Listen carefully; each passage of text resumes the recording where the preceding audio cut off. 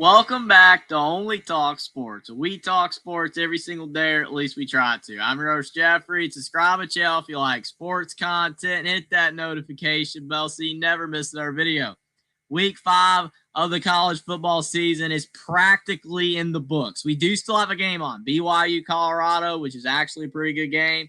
BYU's down by 4. That'd be an upset there if they cannot beat Deion Sanders' Colorado squad. But other than that game, every single week 5 game is over with. And what a week it's been. I know it sounds so cliche every single week to say what a week of college football it is. But man, what a weekend of college football it has been. Great games, upsets, nail biters, teams holding on for victory. Just an incredible week. Love these games. Love the matchups. And we've got more great weeks coming up. That's the thing. Like, we're not even close to being done with college football. This is only week 5 right now. We've got over half the season left. We're just barely getting into the conference play. I can't wait. I cannot wait to see what's going to happen the rest of the season. I'm excited. Just an incredible day of college football. And if your team didn't win, it sucks. It does. It's always bad when your team loses, but still just enjoying yourself as best you can despite the loss. The incredible day of football that it was. We got Penn State Husker already in the chat. Appreciate you for being here. Definitely can't wait to get into all these games and more. Nebraska was on a bye this week, so it was good, for you, Penn State Husker. Hopefully Nebraska, regroups and things looking good in the future. We got Stephen Cherry here, so might as well just go and rip the Band-Aid off with Ohio State. Just get it out of the way. Appreciate you for being here, Steven. Ohio State, no upset. No upset alert. I mean, some people picked an upset. I was not picking an upset. I mean, Washington, great home atmosphere, great fans. And like I said, they had a 2% chance in my mind to win. But you know what? Ohio State, too talented, too good. Washington, they didn't have a chance. It's just no shot at all. For Washington fans who believe, it sucks. It sucks that they, didn't really get it done. But, I mean, Washington just didn't really put themselves in a situation to even have a chance. I mean, both times they were close. They kicked field goals, which is fine. But it's like Ohio State, it was just a slow burn. That's what I would describe this game. It's just a slow burn of Ohio State, just whittling down Washington, just controlling the game, using their superior talent advantage. I mean, Ohio State, this is a good win. I mean, some people say, it wasn't that impressive. I mean, Washington's a good atmosphere. It's a road game and traveling across the country. Ohio State did what they were supposed to do as the number 1 team in college football, and they are going to remain the number 1 team in college football. So, good win for Ohio State. No upset alert on my watch. I did not think that Washington was going to win, and they did not. So, now we got to get to the big affairs. Because, yes, Ohio State-Washington was pretty all right game. It would have been better if Washington had competed harder. But this was the game. Oregon and Penn State, and another game. I'm wearing the hat. We'll get to that. But Oregon, Penn State, yet again, James Franklin. He can't get it done. He just can't get it done. We got Clint Moses in the chat. We got all you guys in the chat so far. Stephen Cherry. I agree. Al are going to get Franklin fired. I don't necessarily agree with getting fired necessarily, but the hot seat talk and the Penn State fans wanting him gone, despite Penn State being better than 95% of other programs, it still cracks me up. But they just can't win a big game. Literally, you watch Alabama, Georgia, and you look at these scores, and it's ironic that Oregon, Penn State ended up being the higher scoring game. That's what's funny, because if you miss, if you had a wedding, as Josh Pate would say, no fall weddings, right? If you were at a wedding or you were at work and you missed the games or whatever reason, and you just blink and you look at these results, you're like, Oregon, Penn State was the higher scoring game. That's fraudulent, because Oregon, Penn State, for the vast majority of the game, was a 3-3 game. There was nothing going on. Every time I flipped it over, there was nothing happening. It was just all defense, right? Mostly pathetic offense, but all defense. I mean, got to give credit to the defenses, but still. Alabama, Georgia, it was back and forth, great plays, all that kind of stuff. And then Alabama, Georgia kind of stalled out at the end, whereas Oregon, Penn State ramped up at the end. So Oregon goes up 17-3. And my immediate thought processing is, oh my gosh, James Franklin, he's cooked, right? Oh no, they're going to lose again.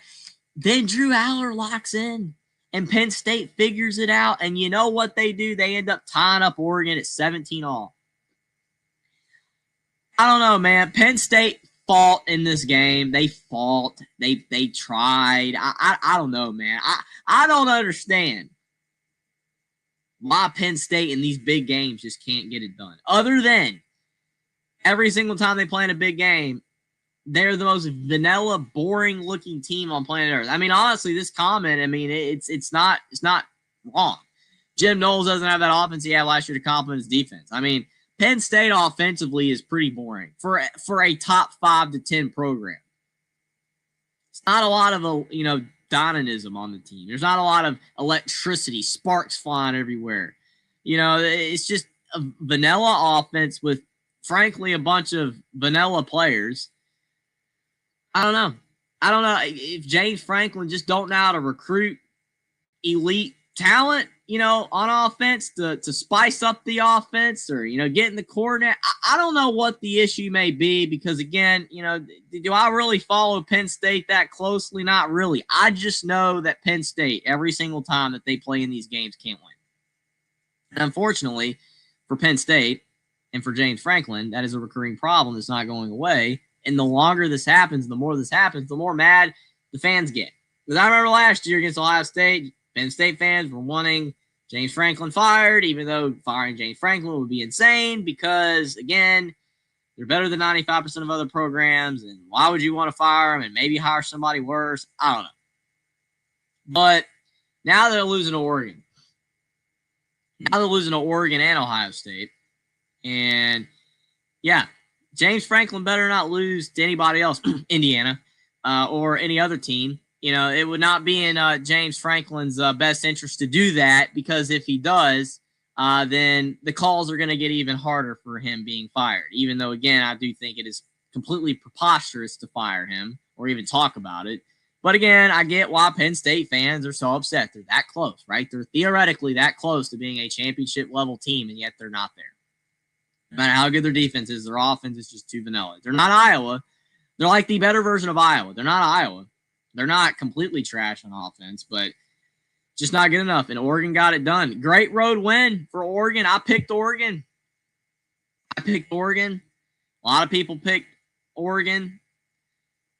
Some people picked Penn State. This game was honestly more 50-50, I believe, on who people picked. Even game day kind of reflected that. It was a lot of 50-50, but I did pick Oregon.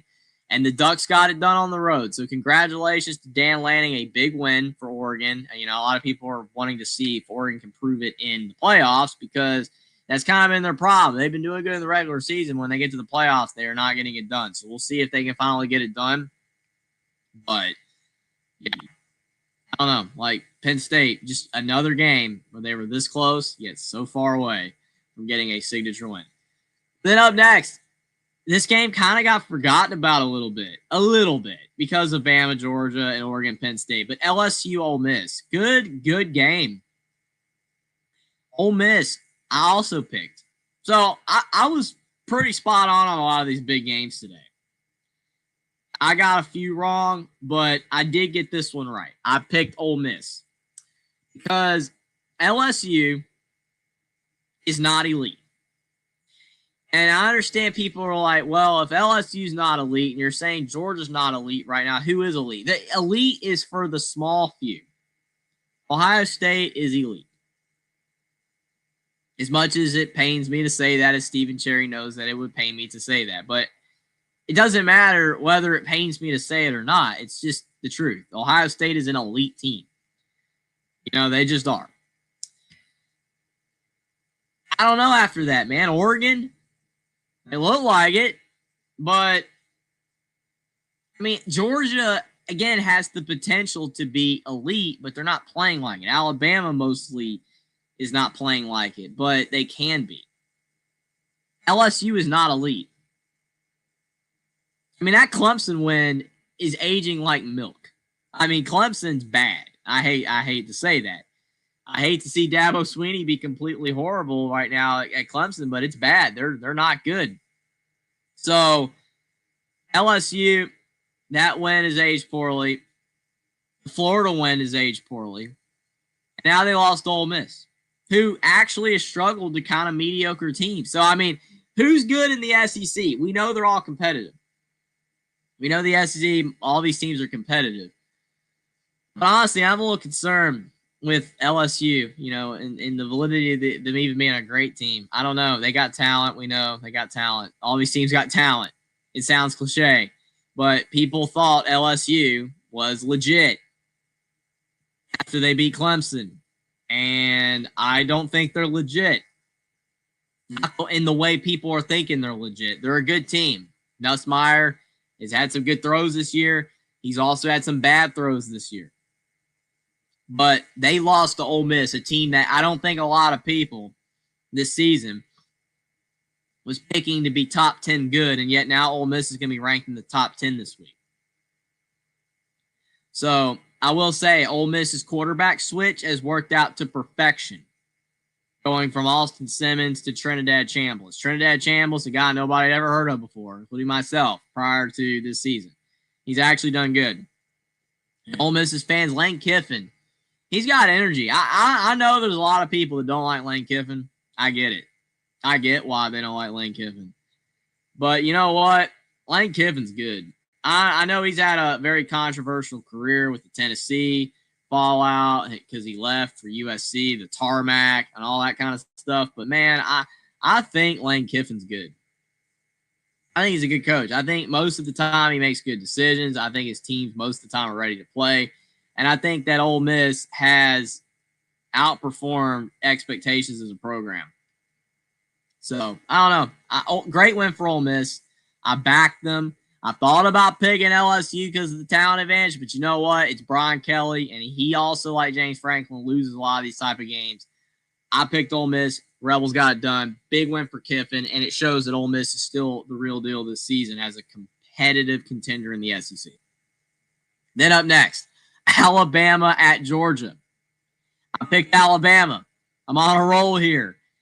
Everyone that I talked to mostly picked Georgia. Now, I'm not going to go as far as to say that everybody picked Alabama against Alabama. I'm not going to do that. Because obviously, a lot of people are going to use that as an example to say, hey, Georgia. Everyone picked Georgia. Like, it's so frustrating, honestly, when people do that. Is my screen frozen? Honestly, I think my screen is frozen, but if it's frozen, just let me know in the chat if you guys can still hear me. But I think that my screen is frozen for whatever reason. I don't know why. I'm just frozen in oblivion right now. Yeah, I'm frozen. I don't understand it. So, we're just gonna rock it like this for a while. I don't understand it. That is so weird. But as I was saying though, Georgia, to me, like most people pick them. But I'm not gonna do like Travis Kelce with the Chiefs, where he's like, "Oh, nobody thought that we were gonna win. It was impossible." Because that stuff cracks me up. That stuff cracks me up where people say that, "Oh, nobody believed." Nobody thought it was possible. Nobody, the doubters, all that kind of stuff. And I'm like, no, I'm not going to do that. I'm not saying that. There were people that picked Alabama. Way more people picked Georgia. But that's just foolish to say. It's not that nobody believed in us. It's just the fact that most people didn't think we won. So, yeah, Alabama played very well today. That's all I'm going to say about Alabama's performance, is that they played very well today. It was not a perfect performance by any stretch of the imagination. It was not a perfect performance, and I do believe that we still have a lot of things to improve on. But all in all, you got to look at that game and say, you know what? Alabama answered a lot of questions about their program. Like, we're not falling off a cliff. You know, we're not dead. We're not as Caden the Diesel Freak who has not arrived yet. And, you know, oh, our end is near. Our end is nigh. We're dead. You know, we're done as a program. The glory days are over, and we're going to be in like perpetual just mediocrity forever. No. That's what this game showed. And this game also showcased that for some ungodly reason, Georgia just cannot get the Alabama monkey off their back. They do not know how to beat us. It's insane. It's insane. I mean, I almost picked Georgia. I almost did.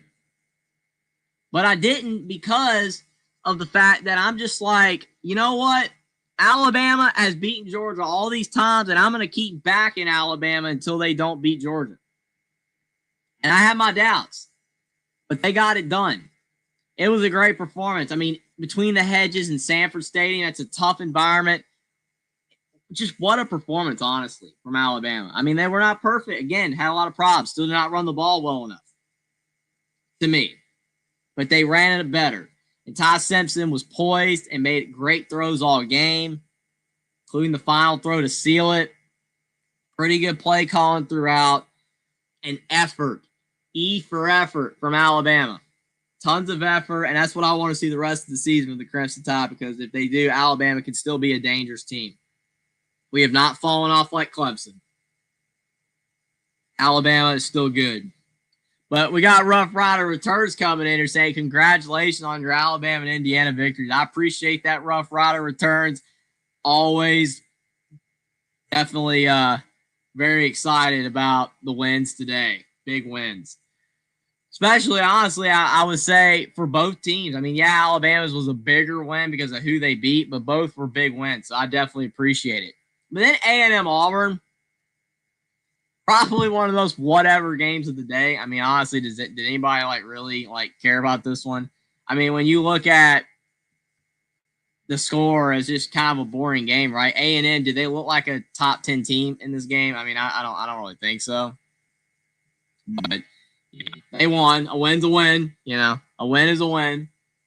But they didn't play all that good against Auburn.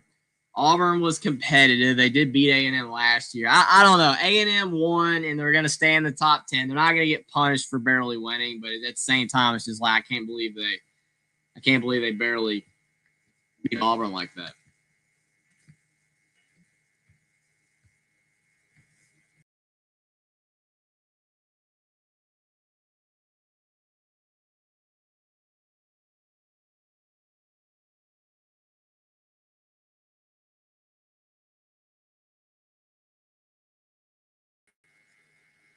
So I'm trying to reload it here. I just reloaded it. It might be working this time. We'll see. I don't know. It's so weird that it froze. I don't know why it froze like that, but I think we're back now. I think we're good. Things seem to be moving around.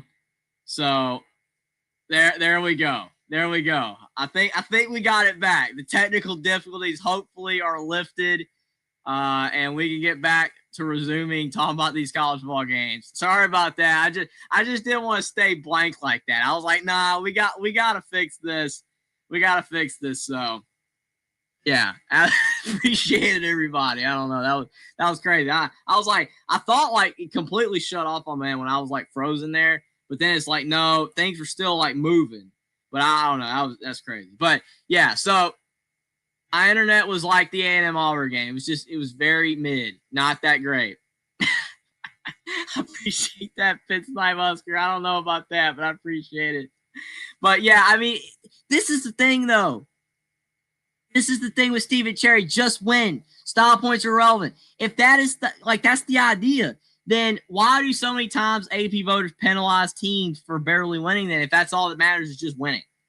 So I mean, if A&M does not fall spots, then neither should Indiana, neither should any of these other Georgia Tech. I mean, Georgia Tech literally should because Wake's really bad. But that's the thing though, right? Like none of these teams should drop. So we'll see what the AP voters do. Obviously, they don't matter because the college football playoff rankings are what matter. But I just don't think you should drop for barely winning if certain teams don't. So if A&M don't drop for barely beating Auburn, then these other teams don't need to drop either. So we'll see. Troy V said, I thought Jeffrey quit on us. No, I definitely was not trying to quit on us at all. But I can see why you thought that. I mean, I know like a lot of people think like it's risky just to blank, right? Like just to exit, because like, oh my gosh, no, like you can leave for a couple seconds and come back to try to troubleshoot. You know, that's okay. You know, it's like some people I've watched like people do like 10-hour streams for like they go get a drink of water and like, oh my gosh, I've lost all the viewers. No, that's not how that works. A lot of times people will be patient for a few, and I appreciate you guys for working with me on that. So with the internet, so definitely. But yeah, it's crazy though. Like sometimes stuff happens. But up next though, we got Indiana, Iowa, 20-15. Not a great performance, right, by the scoreboard. You know, yeah, I know Indiana after the 63-10 win.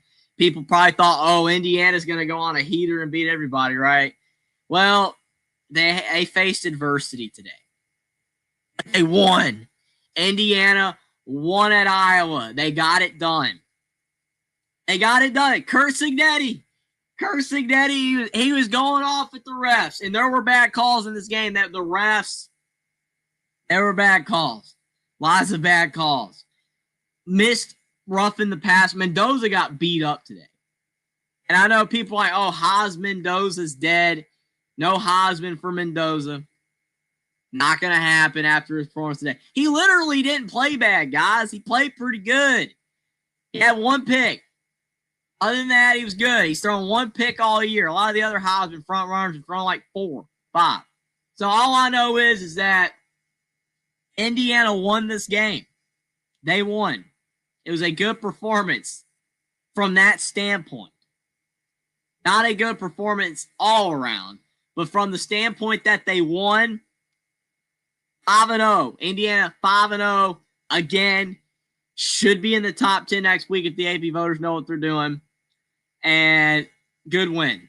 I don't want to say biting my nails, but I was nervous. I was legitimately nervous that Indiana was going to lose. So now what we need is Indiana to at least be competitive against Penn State and Oregon, beat everyone else, and they'll make the playoffs. But if they do beat Penn State or Oregon, which honestly, did Penn State or Oregon look that good today? I know they're both great teams. Indiana, not as good. I understand that a lot of people are still going to pick IU to lose those games. And heck, I probably will pick against Indiana in both those games unless I have reason to believe otherwise.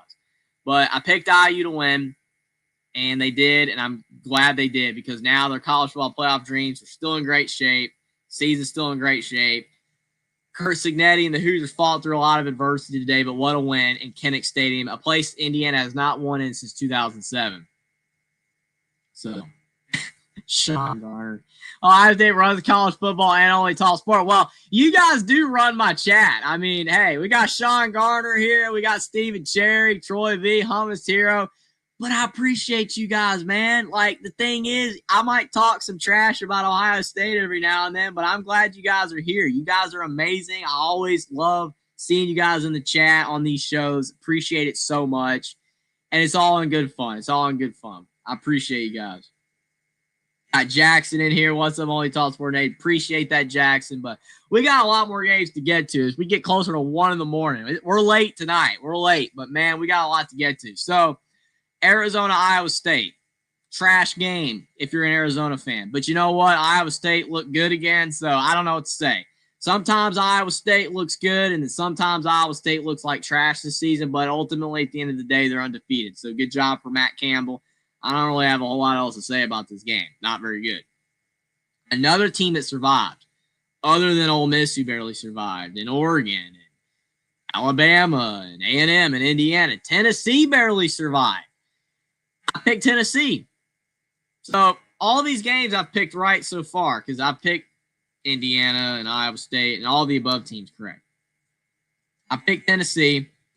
They barely won. I don't know what to make about Tennessee. I mean, Mississippi State has improved. Obviously, they're improved. They're better than last year by far. The Cowbells were tough and all that. But, man, Tennessee, like last week, well, 2 weeks ago, but, you know, the gut-wrenching loss to Georgia, that was just insane. Still cannot believe that. They had that game. They should have won, but they didn't. And then they turn back around, and this game is just like, what in the world was this game? I mean, they should have lost to Mississippi State, and somehow Mississippi State gave them the game. I don't know. It's crazy. I have no idea. It makes no sense. I didn't really watch like hardly any of this game. I saw like the end, and all I know is that both teams' defenses are kind of trash. At least they were in this game. Tennessee's not good defensively. I think that's pretty clear. They're not a good defensive team, but they won. So good job for Bobby Hill Riz, as Jackson would say. And Tennessee is, I mean, hanging around the rankings and trying to remain relevant for the playoffs and all that kind of stuff. But, man, they still should have beat Georgia. But, I mean, not a great fall performance here, but a win is a win. Georgia Tech, another team that barely survived. I picked Tech. But Georgia Tech, what was this? Honestly, when you talk about LSU, you talk about Clemson and all that kind of stuff, right? These teams, like, how good are these teams? Because these performances that these teams are putting out are kind of contradicting each other's performances to say these teams might not be good. Well, Georgia Tech, we know they beat Colorado. Colorado's not very good. And we know Georgia Tech beat Clemson, and Clemson's not very good. Is Georgia Tech good? I mean, I don't know if Georgia Tech's that good. Like, I like Haynes King. And I think that, obviously Brent Key, not Brent Pry, who's gone, but Brent Key has done a really good job as a coach at Georgia Tech, getting them out of the doldrums of the Jeff Collins experiment that completely and utterly failed, and getting them back to what they used to be under Paul Johnson. But without the triple option, now they're playing this read option stuff with Haynes King, and it works. It's good. It's great. They're a good team. I like Georgia Tech, but I mean, are they one of the worst undefeated teams left? I mean, I don't want to say that because I don't know which teams are still undefeated. There might be some, in the Power Four, one of the worst Power Four teams still undefeated because obviously there's going to be group of five and stuff that are undefeated that are probably not that good. But I just look at Georgia Tech, and I don't know, man. They're getting by. Wake's bad, dude. Wake Forest beat Kennesaw State 10-9. Wake Forest is not a good football team. Robbie Ashford's not a very good quarterback. So, essentially, I'm just a little bit concerned that Georgia Tech is not actually that good, and they're just kind of being blessed by who they've played. But we'll see. I don't want to be too harsh on Georgia Tech. Ultimately, they won, and it was a good comeback win. But honestly, they shouldn't have won because I don't know if anybody saw. There was a couple of really bad calls that went against Wake Forest in the game too. But that's beside the point. Georgia Tech, they got lucky. They bailed out. They won, but not impressive at all. And they're gonna have to play better. They have to play better if they're gonna be able to be a playoff contender, win the ACC than the way they played today. But they won, and that's all that matters for their sake. Yeah, I was thinking that too, Husker. I didn't even want to say it because I know you were probably thinking it. Jeff Sims, man. Oh, I remember when Jeff Sims was at Georgia Tech, and literally people were hyping him up saying that he had potential. There's a reason why it's called potential. Potential means that there's a chance. There's a chance this guy can be good. Well, the chance for Jeff Sims was none because Jeff Sims never panned and never did anything. And I really don't, I don't want to be that harsh on Jeff Sims because I don't know Jeff Sims and I try not to trash players. I never trash people, personally on here.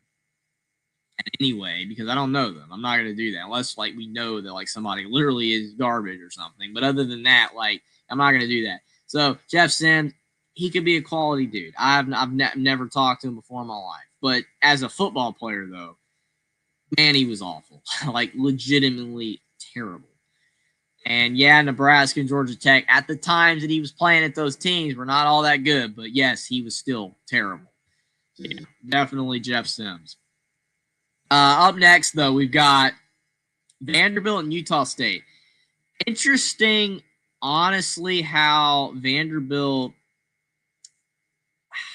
I don't know, man. Like they gave up 35 to Utah State. That's kind of bizarre.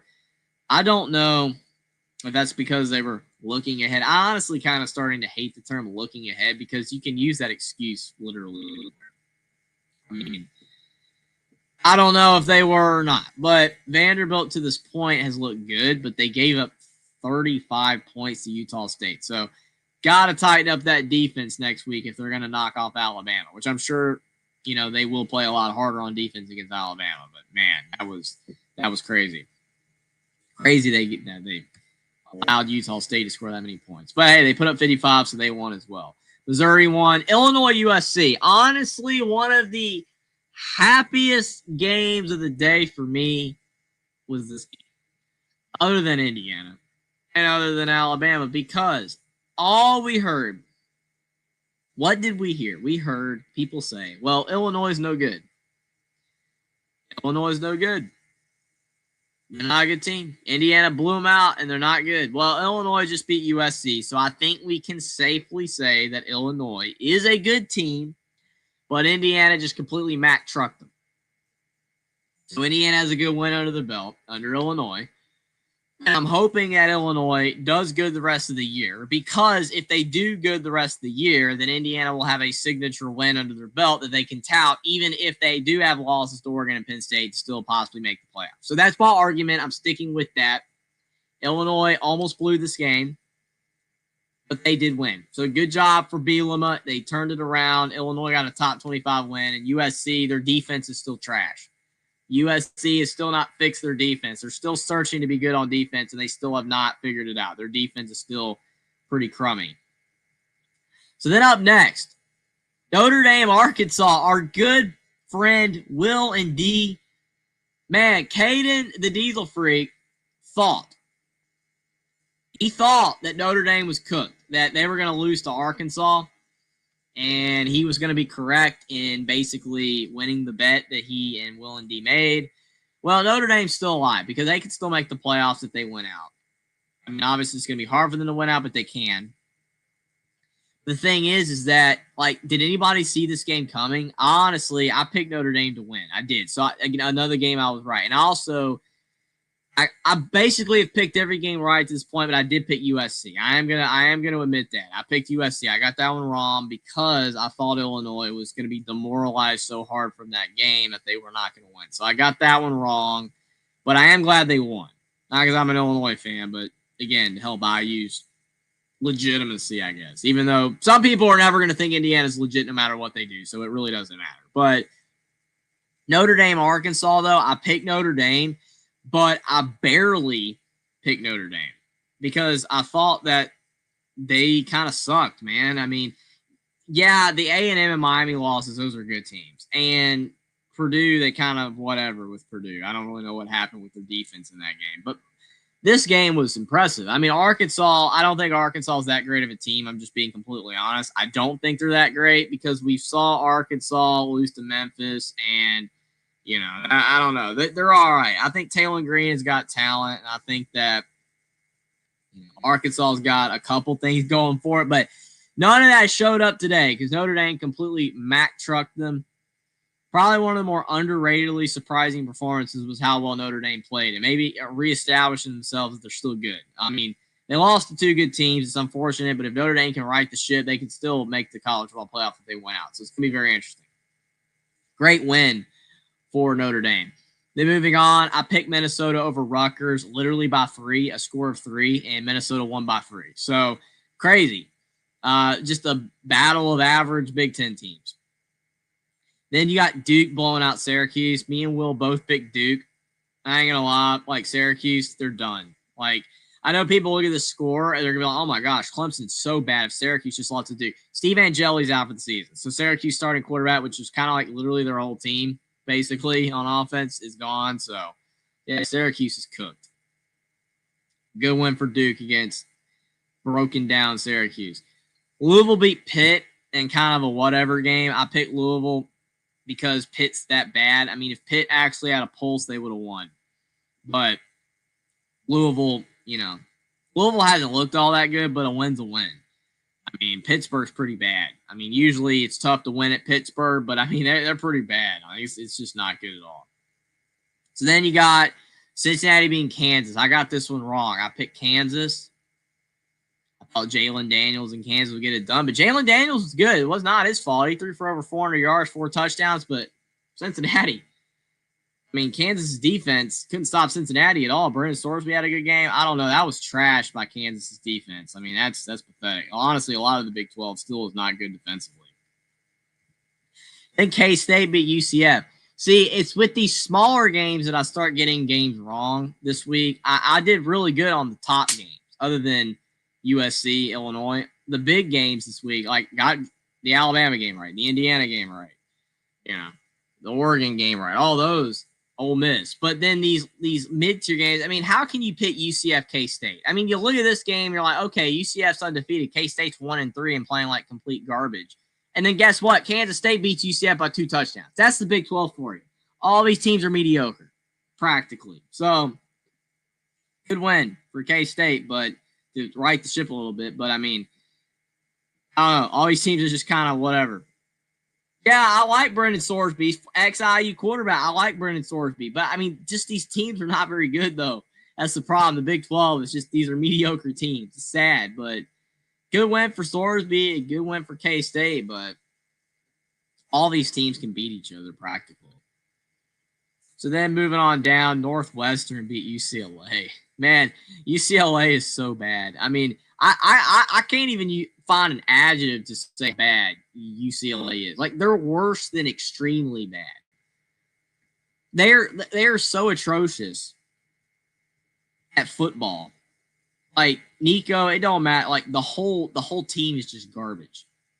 Northwestern's not good, and UCLA couldn't even beat them. So I don't know. Like, I mean, if you're a UCLA fan, honestly, I don't even think you can watch a game at this point. Like, how can you? Because there's no redeeming quality for the team. The coach is gone. The coach had no shot. Nico, I don't think anyone really favors Nico Iamaleava in any way. The team is just uninspiring. There's nothing there, dude. Plus, in Los Angeles, I mean, you can be a fan of like 800 other things. So it's like whatever. UCLA football is just like whatever. So I don't know. It's a disaster, man. They're trash. It's insane. The fallout from Chip Kelly to now, like, I laugh at UCLA fans for being like, oh my gosh, Chip Kelly's not winning enough. Yeah, you might have wished you had stuck with Chip Kelly. But again, what do I know? Then up next, you got Cal Boston College. Cal 28, BC 24. I picked BC. Again, another game I got wrong. I mean, it's just a whatever game. It's a conference game. It should not be a conference game. Both teams are average, fighting for bowl eligibility. Basically where Indiana used to be. I mean, these games are just not very good. Then up next, Baylor, Oklahoma State. I picked Baylor. Oklahoma State, I guess, played better without Gundy. I don't know, man. Yeah, I agree with you, Hummus. Chip knew. I think instead UCLA fans convinced themselves they wanted Chip Kelly gone, but I think it was more so Chip Kelly wanted to get out because he knew it was garbage. I agree, honestly. I agree 100%. But yeah, Baylor won. Utah beating West Virginia. West Virginia's terrible, dude. They're another really, really bad team. Sad. Rich Rod's got a lot of work to do. Utah, good bounce back win. Then San Diego State beat Northern Illinois 6-3. Whenever you see a score like that, that's just hilarious, especially these days. Moving down, Old Dominion beat Liberty. Remember, people said Old Dominion was no good. Old Dominion's pretty decent, actually. So, makes IU's win over them look better. Then we also have Virginia Tech, NC State. Virginia Tech, who's just awful, right? Brent Pry fired. They beat NC State. So the bottom of the ACC is also, like, really bad. Then we also have Memphis beating Florida Atlantic. Stanford won. Wow, Stanford won 2 in a row. They beat San Jose State. Good for Stanford. Boise destroyed App State. South Carolina beat Kentucky. I did pick South Carolina. Beamer needed that one. So, yeah, that pretty much sums up all the games this week. Only been live for about 40 minutes, so I will put the link in the chat if you guys want to call in. I'm not going to stay up too late because it's already late. It's 1 a.m. And honestly, I am very tired, but there's so much to talk about with this week's games that, I missed a lot. I just barely scratched the surface of what's happened this week. There's so much to discuss and talk about. So if you guys want to come on in and talk for, 30 minutes or so, if we get a lot of callers, split it up so we can talk to all of you guys. I appreciate it, you guys being here. And see what you guys thought about the week. I mean, it was a great week of college football. I mean, a lot of the teams that were favored did win, but these games are very competitive and they put on a show. So we got Pitt. We had issues, but see, these games are very competitive and they put on a show. So we got Pitt. We had issues, but see. Hey, Jeffrey. Hey, Pitt, how's it going? You hear me, buddy? I can hear you. Let's see. Man, I lose all audio every time I try to call you. It's hot garbage, bro. I can see your face moving, and I got nothing. That is so let me do crazy. a one-way conversation here for a second. I'm sorry, I can't hear you, bud. So we can't interact. I gotta eat some trash. I gotta eat some shit, man, because I came on as a hot mess last week, and I'm sorry I did that, brother. Yeah, I don't know. Some motherfuckers just get under my goddamn skin, and I hate Jeffrey. We got certain calibers of sports talk shows. You know the stats, you know the teams, you come with the facts, and then there are other shows, and they are pep rallies, okay? And when some punk wants to take shots at women, much less Miss Minnie Hunt, you want to take shots at Minnie Hunt about her picks? You're a poopy head. Just to take the nasty words out of my convo. That's about all I had. You were a little hard on my Huskers, though, boy. You were a little hard on my Huskers. It's okay. I ain't mad at you. They look like hot garbage. I know. But anyway, I have got to figure out why I can't go both ways. And now I'm going to get out of your way, buddy, because you look tired. I appreciate it, Pitt. I have been up all day. I've been up since 6 in the morning. So it's been a long day. It's been a long day for me, but it's been a great day of college football. It's been a very productive day. So I definitely appreciate that, Pitt. And absolutely, the poopy head, to you quote your words, definitely should not have done that. I don't understand. That's crazy, but it is what it is. But yeah, I want Nebraska to get better, man. I mean, I honestly do. I really do, because the sport's better when those type of teams are better. I say the same thing about Indiana basketball for college basketball. Sport's better when those teams are good. And it just frustrates me that Nebraska just cannot get over the hump. But I do believe they will eventually. But I do appreciate it, Pitt. Definitely, hopefully your audio can get fixed soon, because definitely like to have the back and forth. But up next, we got Sean Garner. How you doing today, Sean? Pretty good, Jeffrey. How you doing? I'm doing really good. Great day for all of us. Ohio State won, Bama won, Indiana won. Belichick did not coach today. It was great. Hey, don't forget the Brendan Sorsby Bearcats going into Lawrence and pulling out a win from one of the Big 12's top contenders today. So. Yep, that was a hell of a victory for them. So I want to say I didn't see a whole lot of the Indiana-Iowa game. I was sort of out and about, but I caught the end of it. Iowa missing that field goal late in the game, and Iowa just sort of uncharacteristically blowing a coverage late in the game that gave Indiana the winning touchdown. That is a very, but that's an underrated win going into a place like Iowa, coming off of a I mean, it was a classic letdown spot for Indiana today, and they didn't do it. So, I mean, and they did everything they possibly could to do it because they could have lost. I mean, as much as I'm excited that they won and how great of a win that it was, because honestly, to me, yeah. I'm almost more impressed with this win than the Illinois win because, like, you're not supposed to beat Iowa, right? Like, Indiana, as improved as Indiana is, you know, they're it pains me to say it, but again, I try not to get super, you know, like my bias get in the way when I discuss teams. Indiana is still more on Iowa's level than Ohio State. I mean, it's just the way that it is. So it's like going on the road to face them. You know, you're supposed to lose or barely win. That's kind of your only two outcomes, and they barely so. Mm-hmm.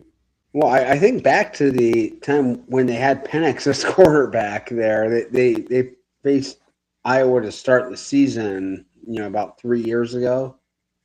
Mm-hmm. There, and that was or 3-4 years ago, whenever that was. And Yeah, it was and 4 years ago. It was in 2021. yeah, they really face planted that time. Like that was the last time there was like actually like expectations on Indiana. Because think back to, it's a win that they didn't have at all last year. You know, they played basically nobody. They beat up on a lot of really weak teams through the year. Like that's just, it just is what it is. I mean, what was their best win last year? Washington, Nebraska, something like that. I mean, and they yeah. They took care of business in those games, but it wasn't like those weren't impressive victories. I mean, back to back this year, this team has almost done more in terms of like putting impressive quality wins on the resume than last year's team did. In an odd way. I mean, I don't know if this year's team is as good as last year's team, and I think they might be better, to be honest with you. I don't think know. they're better too because when you look at Mendoza, he's better than Rourke in two areas. Number one, he's better in the fact that he can actually move. You know, Yeah. Kirk Rourke was a statue, and he was literally like kind of had a partially torn ACL. You couldn't really move that good. Mendoza can move and scramble. And two, I mean, Rourke can make great throws, man. But Mendoza's just got like at times, man. He's not perfect because he's still, you know, figuring stuff out. But like when he makes a good throw, there were 3 throws in that Iowa game that were just probably some of the best throws that anybody made all weekend. Yeah, I'm talking about like literally when some of the plays earlier in the game and Indiana was kind of floundering. It's like 3rd and long, and he's just dropping dimes down the field over Iowa's defenders. And he's getting smacked while doing it. Iowa smacked IU around on the line of scrimmage. Even though Indiana's got better line play, Iowa smacked them around. And Mendoza got hit a lot, which is not good. Because, you know, Penn State and Oregon see that and are like, all right, we're just going to blitz them to death. Yeah. Yeah, or not even that. We're going to drop 7, and our 4 guys are going to just murder their quarterback all game.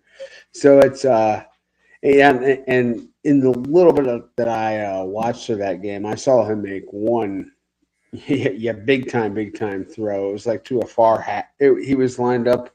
It was a far hash. He made a about a 15-yard out against. From the wide side of the field. I'm like, oh, that's a nice throw. I mean, I'm not really sure Rourke would have ever made that last year, and it was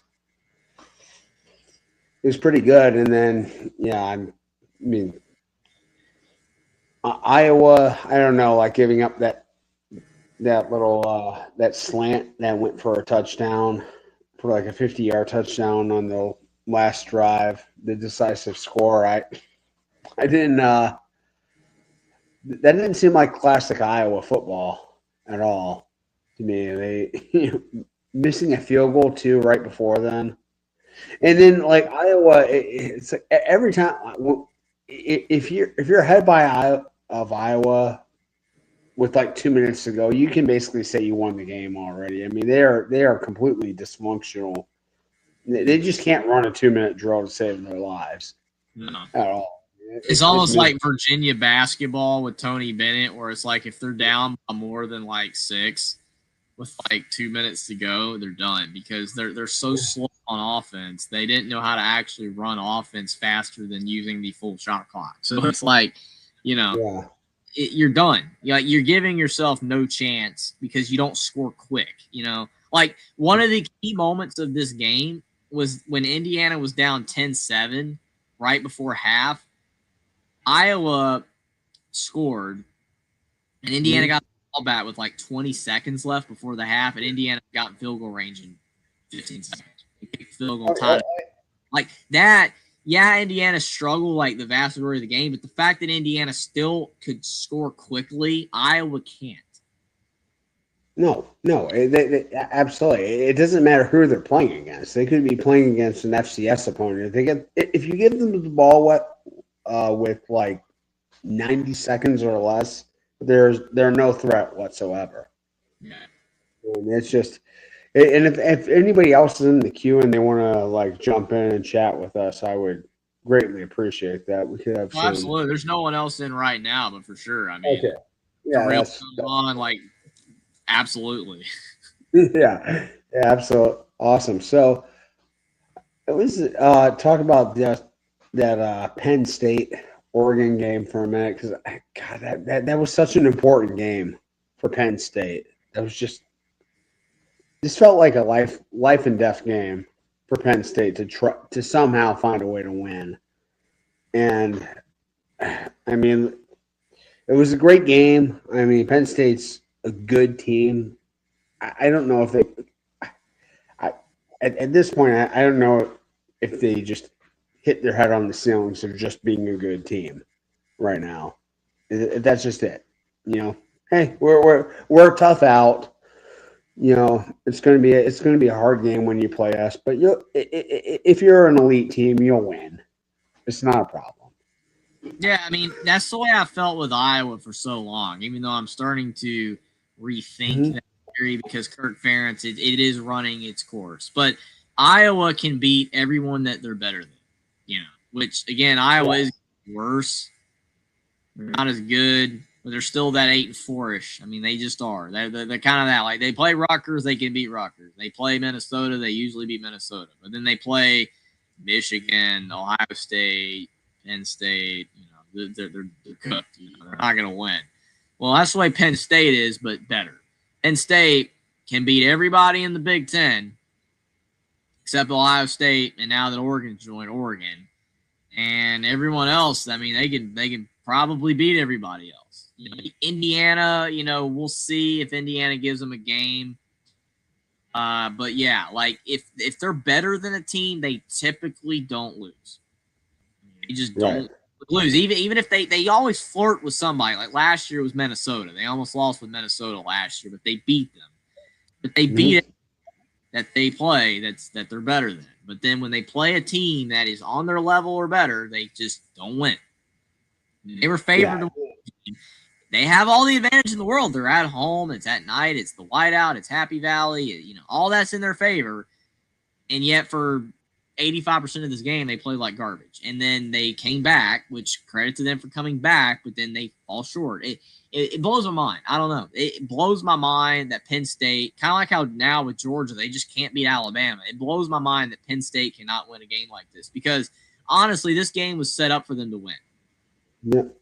They should have won. I mean, Oregon, as good as Oregon is and as good as they've looked, and I think a lot of people are like really high on Oregon because of the start they've had and even this win.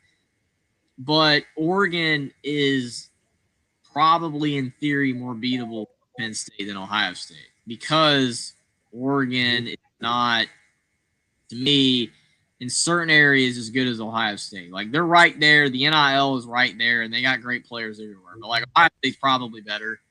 Like Oregon, Oregon beat them last year, but then in the playoffs, Ohio State just destroyed them.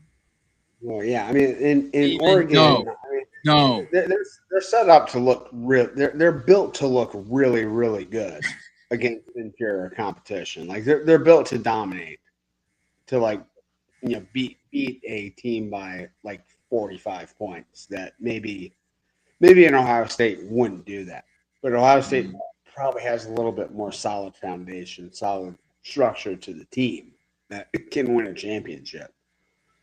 So, yeah, I mean, it had to be just a devastating loss for Penn State, having that lead late in the game, blowing it, and then or they didn't have the lead, but not being able to close out a fourth down in overtime, and then just Drew Aller. I mean, my goodness, I like God. He just seems to come up small in every single moment here. He's not a great quarterback.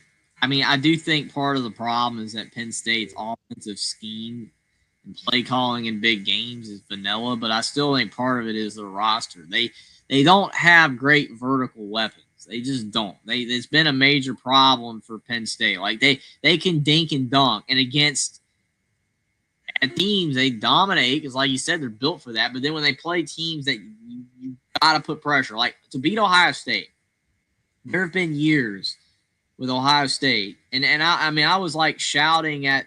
I wasn't watching on TV because I don't have Peacock, but like when it comes to Indiana against Iowa, it's like Indiana was getting pushed on the lines, especially the D line was pushing them, right? Iowa's D line. It's like if Mendoza can just sit in the pocket, he can throw it anywhere. Yeah. See, that's why Indiana does not beat Ohio State, because Ohio State, you have to be able to throw over the top. In years past, especially, I know they got downs now, but in years past, Ohio State in the secondary has been a weak point. It's been a weak point in years past. The teams couldn't beat them because the D line was so good that you couldn't get the ball off. You know what I'm saying? Like you're always just pressured to death, and you never could go vertical. But if you can go vertical on almost any team, you're gonna beat them. But these really good teams don't allow you to. And that is the issue for Penn State, is they don't even put that pressure on you to go vertical at all because they don't have anybody to do it. They just it's just a vanilla offense with a bunch of vanilla players. I mean, they get Julian Fleming from Ohio State, and people are like, "Oh my gosh, this is a big." No, it's not. He's all right. That's why Ohio State don't have him anymore. He's all right. You know, he's not a Zachariah Branch or a Ron Williams or a Jeremy Bernard or a Jackson Smith and Jigba at Ohio State, or Jeremiah Smith, or even like a Jameson Williams, who was a transfer, just couldn't get on the field at Ohio State. And I have none of that. I mean, they're like Jahan Dotson, KJ Hamler, are like the two guys I can think of in the last like 7. That's it. Well, it's so weird. Historically, they had Chris Godwin, they had Allen Robinson, Deshaun Hamilton for a while there. When they had Joe Moorhead as their offensive coordinator, they were kind of an explosive, like big play team, like dynamic offense. Anymore. It's just not even close. It hasn't been it for like 3-4 years now. They just had none of that, and they built like a solid. They've built up a much more solid foundation of a team, but they just have no explosiveness. Whereas before, back when they had Saquon in the backfield and they had Robinson and Godwin and Hamilton and Hamler, as weapons, like they were kind of perceived as this gimmicky, just sort of big play, boomer bust kind of team.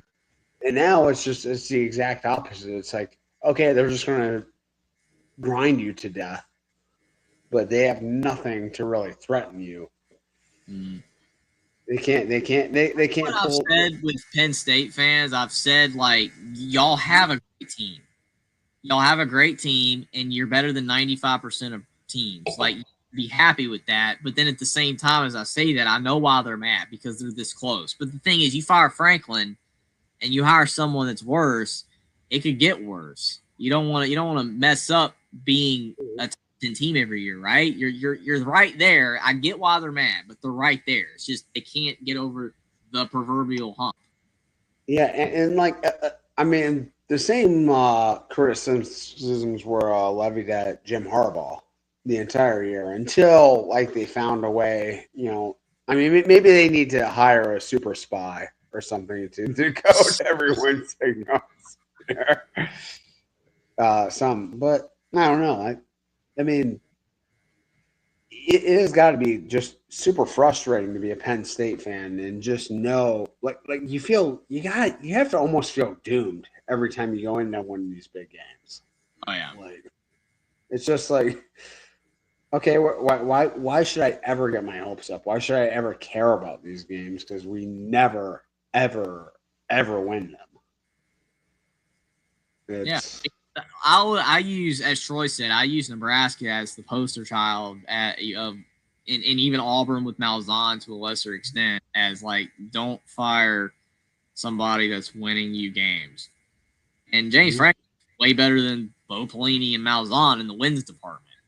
But it's like Bo Pelini was winning games in Nebraska. I mean, I don't know if it would have tapered off eventually, but it's like he was winning games and they got rid of him. And since then, Nebraska's been bad.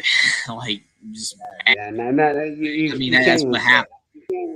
You can't even say average, and it hurts me to say that because I think Nebraska is the best fans in the country. But I mean, their fans are amazing. I mean, the amount of support they show. I mean, obviously, no professional team in Nebraska. Like, I get that, but like the amount of support they showed to that team with how bad they've been is incredible. Like, I respect them, and it's just, to me, those are caution, examples of not firing a coach, because like if you're Penn State and you get rid of Franklin, you better make sure that the successor is better. Because if not, it would be just completely ugly. Other teams have made that mistake. I mean, Franklin he's I don't know, man. I mean, he gives you everything you want except championships and big wins over teams that are, again, better than you or at your level, or whatever. I mean, I would look at Oregon as a team at their level. They are at their level, but I guess Oregon's just a little better. I don't know. It's really hard to explain. I mean, Penn State's defensively great. Tons of guys go pro every year, but at least offensively, they're just vanilla. They're just a vanilla team that has talent. yeah, and I mean, I don't know if you probably have never been to State College ever been in Central Pennsylvania. I've never been up that way, but I would love to see all the stadiums one day. I mean, I not like a bucket list thing, but like, it'd be cool. I know, like, Penn State's, it's great. It's great. Yeah, well, in Penn State, I wonder if they're a little bit inhibited by kind of their surroundings, because I mean there's nothing around them. There is nothing. I mean they're literally between Pittsburgh and Philly, and the county that it's in is Center County. It's literally the center of Pennsylvania. Yes. Center R-E Center R-E, like C-N-T R-E County. Yeah, it's just completely out in the middle of nowhere. I don't understand how they can have a university that big and build basically nothing around it at all. Like, I mean, if you go around to all the other Big Ten campuses, like there's stuff going on around the campus. Penn State is just, I mean, you got the campus and then you've got just nothing around. I mean, it's just out in the wilderness, out there, out in the woods in central Pennsylvania, and I don't know if that inhibits them in any way as far as building anything, but I think certain things do inhibit. It's like with Notre Dame. I mean, we know Notre Dame's kind of their limitations, kind of, like some do. That's why, like, people say, oh, if Cignetti goes to Alabama and leaves Indiana, or he goes to Penn State or whatever, he's going to be able to achieve, making the championship, because he can't do it in Indiana. My thing is that I don't know how true that is, because if he has another 10 years left of coaching in him, hypothetically, yeah, and Indiana keeps committing to football like they've been, and they keep upping that, I mean, who's to say he can't get IU close to that level? I mean, I think he could. Obviously, he'd have a better shot at Penn State or Alabama, obviously. But I'm just saying, like, Indiana's already come far from where they were. I mean, it's night and day. I mean, you see the difference. You see the difference, the fan support, the money being pumped in. I mean, the Mendoza didn't go to Georgia and he went to IU. Some of the players that are landing are like, it's kind of like how Texas Tech's landing these high quality players just out of nowhere because Texas Tech's committing, right, to the NIL. IU's up their NIL big time. I mean, I don't know. I think he has a shot to get IU close to that level. I don't know if he can ever get, IU to that elite level because that's an exclusive class of teams. I don't think he can do that maybe, but I think he can get him close. Well, I'll tell you something that will show us in a couple weeks when IU plays Oregon, because IU played in their 2 games against legit like big time competition last year. They were not even close. Like it was just night and day. They didn't look like they belonged on the field against Ohio State. They didn't have the players. I mean, let's be real. Right. I still don't think they do. I mean, they've improved their roster tremendously, but Notre Dame and Ohio State on the lines of scrimmage, it's not even fair. I mean, it's not even close. I mean, even Iowa pushed Indiana around still. That shows you not there. They have to get better. Can Cignetti do it? That's the thing. I mean, can Curt Cignetti get Indiana to Penn State's level? I don't know. Is it possible? Yeah. I mean, it's hard to know, and like unless you have proof of concept, you're not going to get a lot of big time recruits or even big time transfers to come into the program. Say, hey, we really do have good offensive line and defensive line development programs here. I mean, like if you're just making your most out of like 2 and 3 stars, then I mean, maybe a couple of those guys make camps in the NFL and get cut, halfway through their rookie year or something like that. But none of these guys are like, unless you have just like absurd NIL money, which that can be a problem too, because then you attract the wrong kind of kids if you just throw money. That's what Texas A&M learned, right? So, but I mean, eventually, like you do just have to shore up the lines of scrimmage. Like that just you can't really win at a championship level unless you're really really good at the line of scrimmage. Like it just can't happen. Absolutely. I mean, Indiana's gotten better because under Tom Allen, their lines of scrimmage were trash, and that's why Penix had no shot to ever have great success in Indiana. They got far in those 2 seasons, but then offensive line was so bad and Penix kept getting hurt because of it that he had to leave. He had to go to Washington to make something of himself. And I was glad he did. I was glad he left. It sucked that Indiana could not give him what he needed, a good O-line to remain healthy and play football. But that's just the state of affairs under Tom Allen. That's the way it was back then. But now, I mean, one of Indiana's offensive linemen was a Notre Dame offensive lineman. I mean, literally, like he started for Notre Dame in the playoffs. Pat Coogan, like that was a big get for Indiana in the portal. I mean, that's a big difference. We even got a backup guy from y'all, Ohio State, in the transfer portal. He's not even starting for us. So, like that type of stuff is showing that Indiana's getting there, but it's still not close. It's not close to Penn State and Ohio State and Michigan and Alabama, Georgia. It's not there. I just don't know if it can or not. I don't know. I mean, I'm honestly intrigued because it's why it amazes me how people get mad at Indiana being good right now. Like people on social media just trash them. And it's like, even if you don't like Indiana, whatever reason, it is kind of cool as an experiment to just see if it's possible to take a team that's just completely trashed just garbage. They've never been good ever.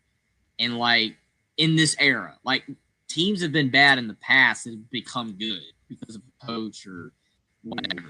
But now in the modern era of 2025, the present day, where everything's set up the way it is, can a team like Indiana that was before horrible become elite or close to it?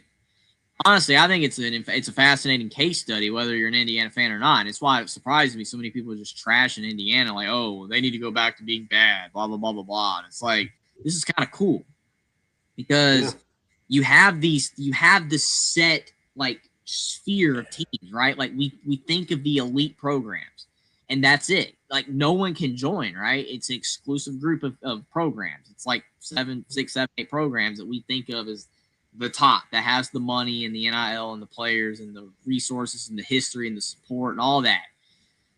But can teams outside of that join today? Is it possible? I don't know. It's interesting, though. It really is. I mean, think about like Clemson before Dabo. They were trash, right? Like, I know they had a history, kind of, but, you know, still. Yeah. They got good, but that was 20 years ago almost. It's 15 years ago. I don't know if it can be done today, but I think Indiana's making an interesting case out of it. Well, Texas Tech is trying their hardest with all that oil money out there. But the interesting case study from the past is Kansas State under Bill Snyder. I mean, they were legitimately close to dropping football. Honestly, I mean, they were so bad. They were so just pathetic. They weren't beating Division I AA teams back then, and in the 80s, and then he got them to where they were a routine top 10 team in the country. In the late 90s, early 2000s. So, and that was at a time when I think it was probably a little bit more difficult to do that. I mean,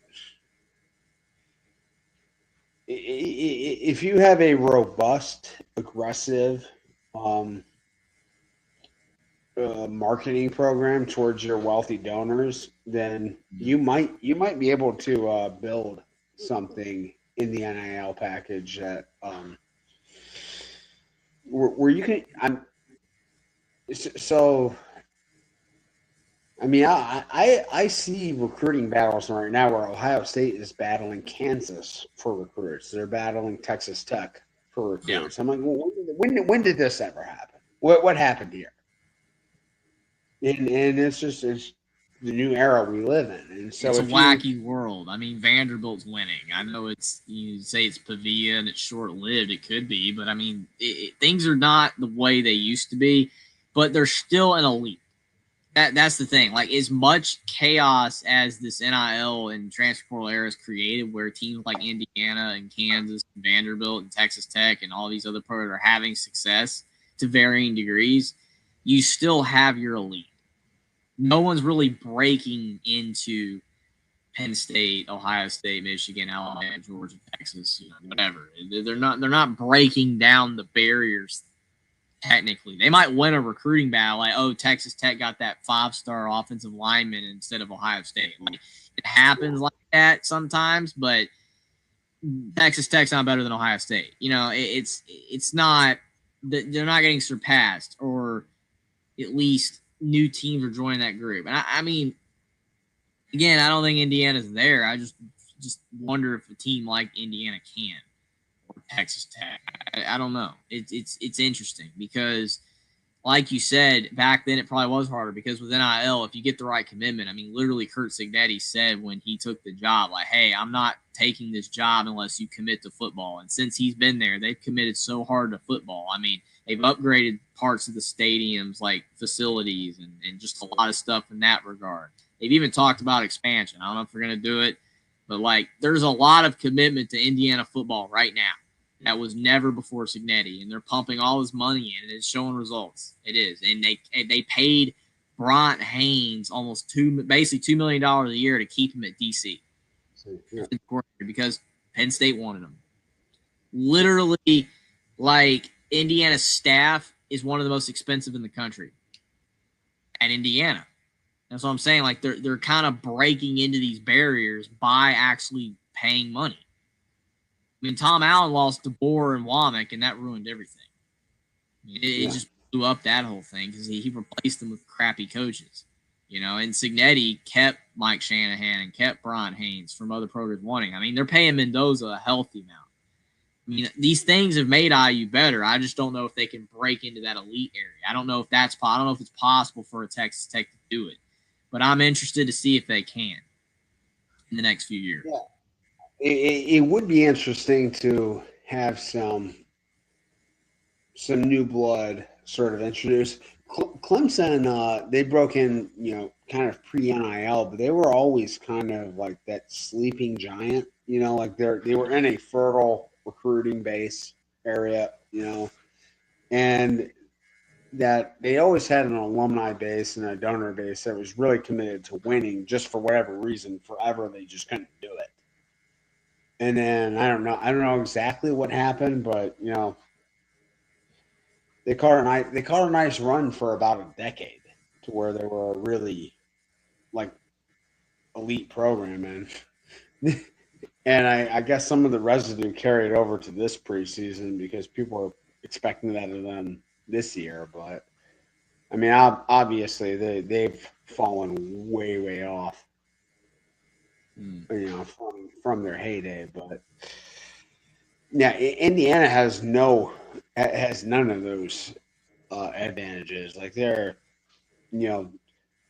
I said this when Allen got fired. Like I thought this might have been the worst P4 job in the country when when they hired Cignetti. I'm like, I don't even know if I would have taken this job over James. I don't know if I would have moved from James Madison. But see, like that's how bad Indiana was. Yeah.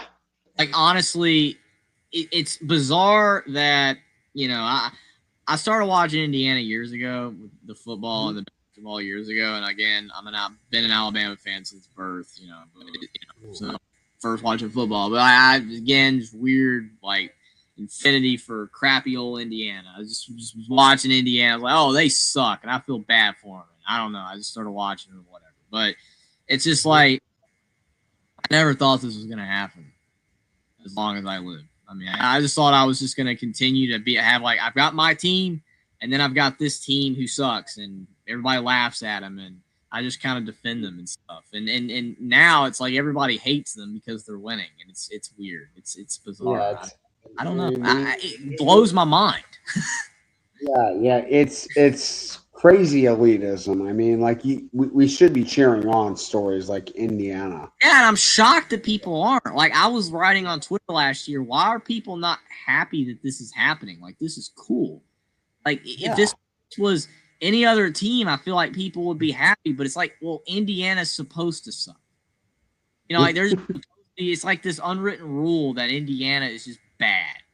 They're bad and they're supposed to be bad, and they get this Cignetti guy that a lot of people are comparing to Bob Knight, like, oh, he's unlikable like Bob Knight. So like Indiana, whenever they win, they have an unlikable butthole as their coach, and I'm just like, I don't unlikable. I don't get that at all because I mean I think Cignetti seems cool as hell to me. I think he's awesome. Yeah. And I mean, I never ever thought that about Bob Knight. He always seemed like a dick to me, but yeah. So I mean, no, it's crazy that anyone would just try to try to rain on any of these parades of any of these. Of any of these like insurgent, like these typical doormats, rising up and building good programs. Like, I mean, if there's nothing to aspire to as a pro, like what is? Why do we care? Like, why do you even care if Ohio State when Ohio State plays Northwestern? If they're just always supposed to be bad, what does it mean to beat them? What is it? Yeah, like when Ohio State plays UCLA later this year, it's going to be like, okay. I mean, I'll probably watch the game. I won't, but I'll have like zero excitement for it because UCLA is just a garbage program. Like But the reason that you look forward to playing Michigan and Penn State and Oregon because those games are a legitimate threat and you might lose. It's like, and when you do, or even Washington. Great. Washington, like, hey, like that's a legitimate program. Like, I didn't expect us to lose. I didn't expect us to struggle today, and we didn't really. But but it was still something kind of exciting. I don't want to play. I don't want to play freaking like the Indiana of 2011 like that. That's not fun. No, who cares? I mean, it's like it's. I mean, honestly, Indiana between the '90s and now was probably the worst Power Four program. Because I mean, you go back to their history, and most of it's trash. But like in the '40s, they had a good little stint with O. McMillan. They were good then. And then in the '60s, they had the Rose Bowl year in '67, and Lee Corso's little fun, and then Mallory, and then then after that they were just garbage. So it's like they've always been bad, but they weren't like how they're the losingest program right now in the Power Four. They weren't the losingest program in the Power Four when Mallory got fired in '96. They got to become the losingest program in the Power Four because from 1996 until Kevin Wilson, Indiana was trash, and then outside they went 7-6 in '07, and then that dude died. That they had the Rock, Terry Hutner. It's sad because he was actually doing something, but like Indiana was so bad that like they probably were the worst program in the Power Four, Power Five. They were that awful, but then like Hepner and then Wilson and then Allen. It's like it slowly was doing something. It was showing that IU could do something. Because I mean, you remember the 2017 game day was at Indiana, and Indiana competed in the first half. Games like that showcased that there was something there, and then Ramsey and then Penix. I mean, the Ohio State Indiana game in 2020, the 35-42 game that Penix and Indiana fought like heck. Ohio State, remember, they were 35-7, and then Indiana came back. That was a great game.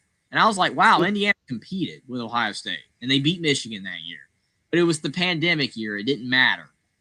But then it's like, fucked again. But then they got Signetti, and it's like, it's like, I know they still can't beat Ohio State, Notre Dame and stuff, but it's like they're I mean, Illinois and Iowa, I mean, these are two teams, especially this current version of Illinois right now. These are two teams that Tom Allen would have not won against at all. There's no way. They would have never had a shot, and they beat these teams. It's just like, this is insane. I mean, Indiana went from the worst probably Power Four job besides Stanford or whatever to now, or Northwestern, to now, like they're in the top 10 in the rankings. Not that they're top 10 good, but they're a top 10-ish 20 team, and it's just bizarre that this could happen. This short of stint with a guy that literally is 64 years old that no one even knew of prior to last year. It's insane. It makes no sense at all. Yeah, and people get sick of me rambling about it, but I'm shocked this happened, Sean. I can't believe this happened. It is so bizarre, and yet people are just mad about it. It's like, it's just shocking. And I want to like framework this a little bit more. Like, what other program in the country is like the flagship institution of their state, and they have absolutely no shot at the best players in their own state? The best players in Indiana are not looking at IU at all. You're sharing recruiting territory with Ohio State, Michigan, Notre Dame, Michigan State. Even Louisville probably was a couple years. Yeah, Purdue. They were probably higher on anybody's radar just like a year or two ago than Indiana. It's like, we've got. Think of all the great players at Ohio State that came from Indiana, like Terry McLaurin, DeJuan Jones. Austin. Austin Mack, all these guys. Like those guys never considered Indiana ever, but maybe nowadays they would. Like players at that level can, So interesting. Absolutely. So I mean, I think the top recruit in the 2027 class in the state of Indiana is considering Indiana. Not that he's going to go names like Moonshawn Sales or something like that. It's something like that. But do you have any idea where it's from? Like where in the state? Yeah. I gotta look him up.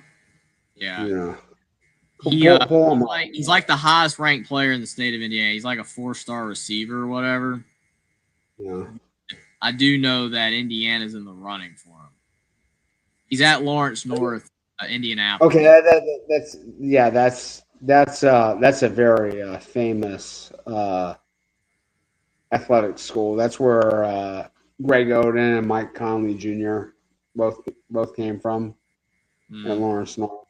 Omar Cooper, who's our receiver right now, is from there.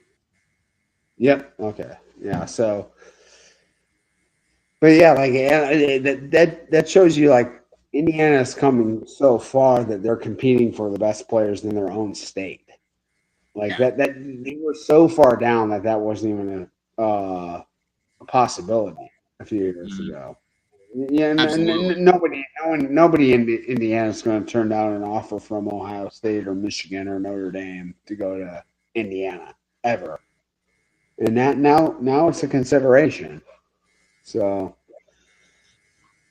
I want to say, how do you feel about the Oregon game in 2 weeks?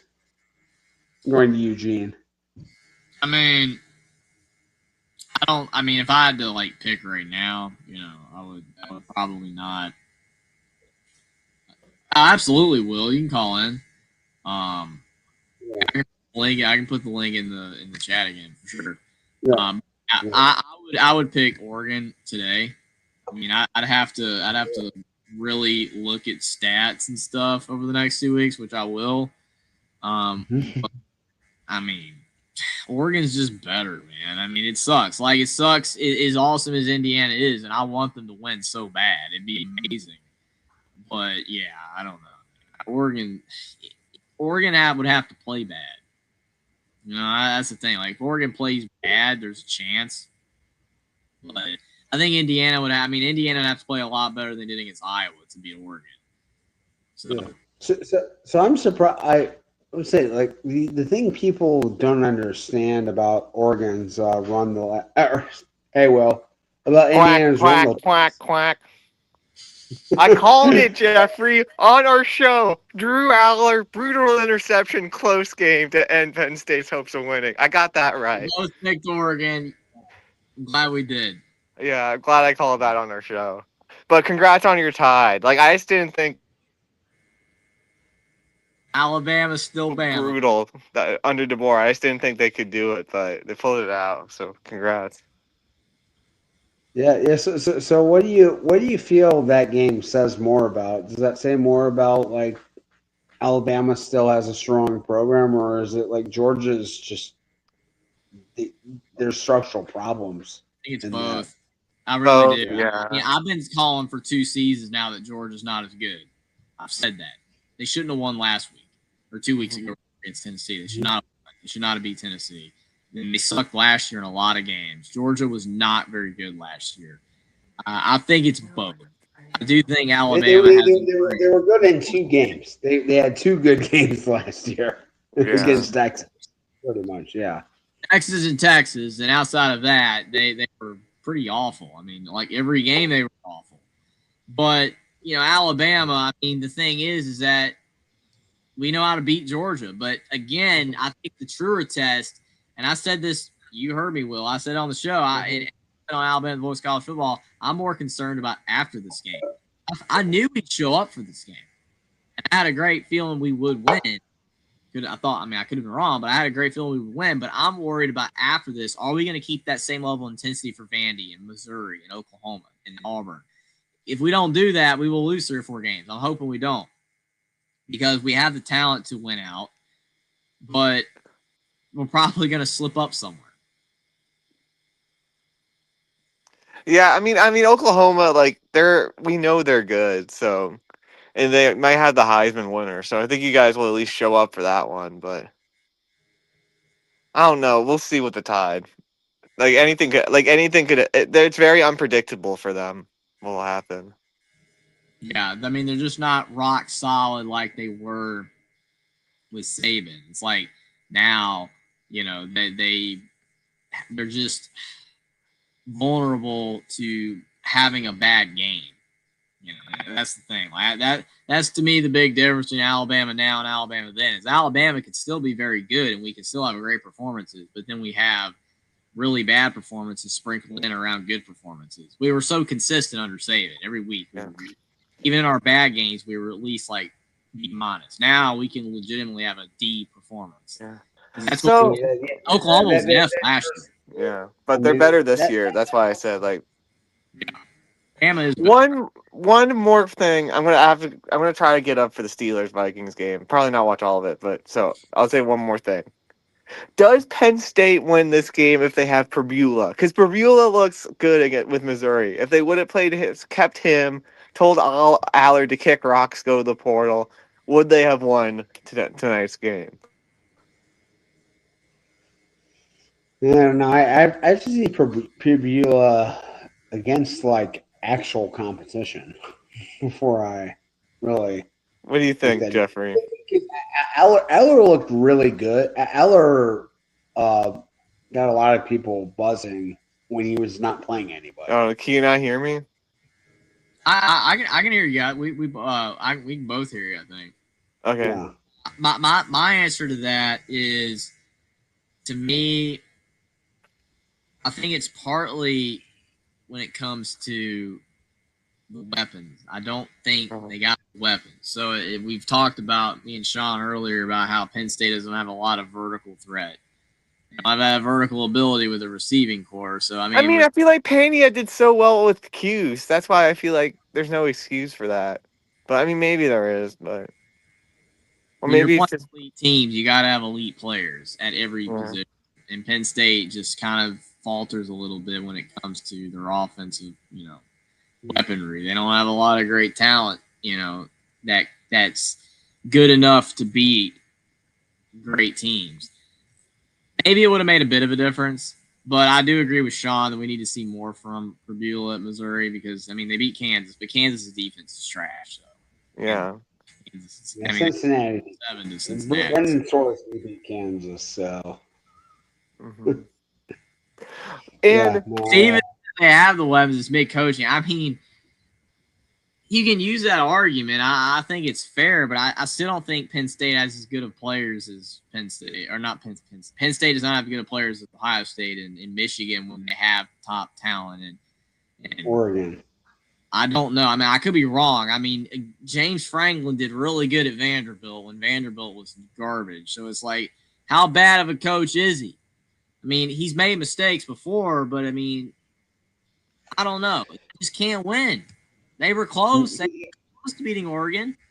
Mm-hmm. You can't even begin to say that he's a bad coach because we've seen Penn State win it. And do you think it's been bad? A lot of people are saying if Penn State loses again, they won't make the playoff.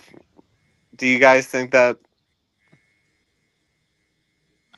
Especially it's because if they lose to Indiana, because if they lose to Indiana, no good wins. Do you think they're in the nerd or? Yeah, it's going to be an interesting conversation. Do you think that they won't make it if they lose to Indiana? Well, there will be a lot of if they lose to Indiana and Indiana is 11-1 or better, then that's not a bad loss. I mean, it's not a bad loss, but no win. I mean, I guess no. They have a pretty. Besides that, their Big Ten schedule is kind of lackluster. Yeah, that's on everything around them. Yeah, it's kind of the same with Notre Dame, I guess. Notre Dame, you're rooting for as many upsets as possible. Yeah. Yeah, it'll be the same discussion for Michigan. Say they run their schedule, their week schedule, and they Fruit Bowl. That's funny. And say Ohio State just dunks on them at the end of the year, and they're 10-2. Like they will have probably no. Well, I'll see you quality. around. I'll see you, Jeffrey. We'll at least talk this next week, and I'll be texting you. But I just wanted to pop in. Oh, absolutely, Will. You have a great night. I'm hopefully to do a show. Yeah, we'll this do a show this week. I mean, Thursday I have Mhm. no work, so hopefully we can do it during the Yeah. day. We'll see. All right. See you Yeah. guys. Well, congrats Take on care, Notre Will. Dame. Congrats on Notre Dame. Absolutely. I thought that was the gimme of the week this week. Notre Dame -3.5 at Arkansas. I mean, like, do we really think Notre Dame's at the same level as Memphis? No. I mean, they're clear. No. What's my So top 5? I mean, awesome. I'm not good with that kind of stuff, man, because it's like it's so subjective, or objective, or whatever term you want to use. I mean, you literally you go through these teams and come up with a ton of different configurations. Obviously, Ohio State. Ohio Yeah. State. I mean, Oregon. I mean, you gotta rank Oregon. I mean, I think Steven did because Piss Night Husker saying I think Steven had his top 5 in here earlier. I want to see what he had. I didn't see it. I didn't pull it up. I should have pulled it up. But where was it? It's kind of interesting. Top 5. Before tonight, Oregon's best win was probably over an FCS team. Yeah. So here it is. Ohio State 1 for Stephen Cherry. Miami 2. Oregon 3. A&M 4. Ole Miss 5. I don't agree with A&M at 4. But I mean, I don't think A&M's that good. Ole Miss I would have over A&M. But I don't know if Ole Miss is top 5 either. Now, I don't know. Are you just going off like what they've done? Because A&M does have that Notre Dame win. I mean, I get that. If you're going off like results, maybe. But I mean, as like a top 5 team, I don't think A&M's a top 5 team. I have a hard time finding anybody outside of the top few. I mean, Ohio State, Oregon. I mean, I don't even think Miami, man, is elite. But and I'll be honest, I don't think this is one of the best Ohio State teams from what I've seen so far. That's why Indiana can benefit from this season. So, piggyback off of like what Will was talking about, like there will be a lot of these like arguments of 10-2 teams that don't have really quality wins at the end of the year. And like Indiana, they were 11-1, so it was a little bit different situation. But like, if Notre Dame goes 10-2, and like they legitimately they don't have a single top 25 win on their resume. I mean, they're going to be, they're going to be relying on a lot of other teams falling apart, which I think probably will happen this year. I don't view this college football landscape as particularly tough. The SEC beats itself up. I mean, all the teams at the top are going to suffer 2 losses at least, probably. And I don't think nobody's elite in the SEC. Nobody is. I mean, Texas is not elite. Bama's not elite. Georgia's not elite. LSU is not elite. They're not. LSU is not. Obviously not. I mean, people thought they were, and I'm like, no, they're not. No, not even close. So, yeah, I mean, Ohio State's a clear, decided number 1 in the country right now, and I mean, Oregon's right there because they got this win. I mean, they're right there. I mean, there'll be maybe a couple voters that rank them 1 in the AP, but Ohio State's staying at 1. Well, I'll tell you this. I mean, something to be said for Oregon. Dante Moore looked terrible as a true freshman at UCLA. Right? Honestly, I made a video about Dante Moore like 2.5 years ago on my channel saying that he was garbage. So I mean, that's age bad because I mean he's done good now. Well, I mean, like he's like he's like maybe the Heisman front runner right now. So you got Dante Moore's up there, Mateer before the injury, Mendoza, And I mean, Simpson, I think, needs to enter the conversation a little bit because he's playing really.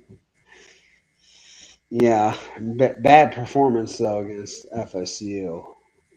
So Yeah, but I mean, play good today.